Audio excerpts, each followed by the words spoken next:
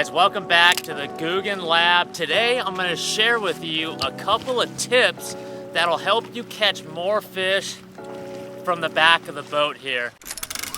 You know, I spent a lot of time fishing as a co-angler out west as I started my professional fishing career. I was actually fortunate enough in 2005 to win a co-angler event. It was a Bassmaster Open as a co-angler. I actually won a 19.5-foot Triton boat, and I used that boat to kind of propel my professional career. So I got three major tips for you to really capitalize, catching fish from the back of the boat here. As you can see, we got John B up front here, and he is a vacuum. He is doing a great job at picking off fish on those real obvious spots. Of course, the guy in the front of the boat, he's gonna make those first casts to those, real obvious points, to that shade line, to that real obvious laydown. So it's almost like having one eyeball on your boater and one eyeball on what you're doing in front of you here. So what I want to do,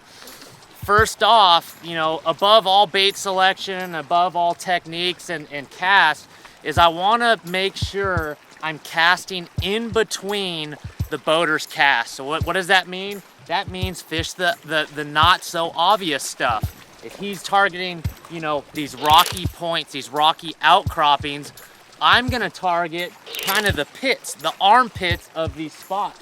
As you can see around me here, John's making these real nice casts to those real main points.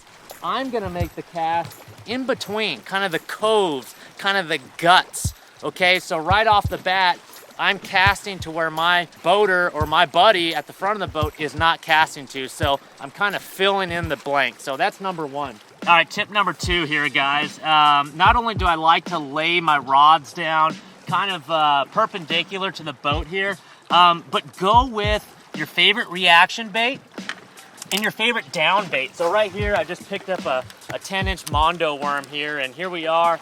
There's kind of a wind-blown point here. The water temperature is a little bit higher. I like that big 10-inch worm as my down bait. So whether it's a worm, drop shot, or a big football jig, or whatever it is, I'm always gonna have something reactionary, and I'm always gonna have something I can fish along the bottom here.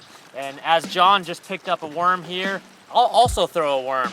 But again, I'll fish those areas that he's not fishing. I'll make those casts that he's not making. So tip number two is to always have a reactionary lure and a down bait type lure.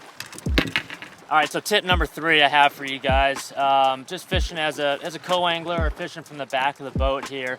Do not be afraid to make casts to the middle of that cove, to the middle of that creek, to the middle of the lake. You've seen with live technology over the last couple of years here, it really opened our eyes to what lives out in the open here. So when you have a guy in the front of the boat that's just cleaning up the shoreline, it seems like you can't really get a cast in.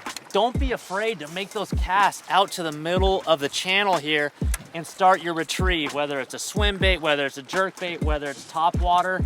The guy in the front of the boat that's running the trolling motor, he's in this area for a reason. He believes that there's fish in the area. If you have no input from the back, or if you have a buddy you're working with,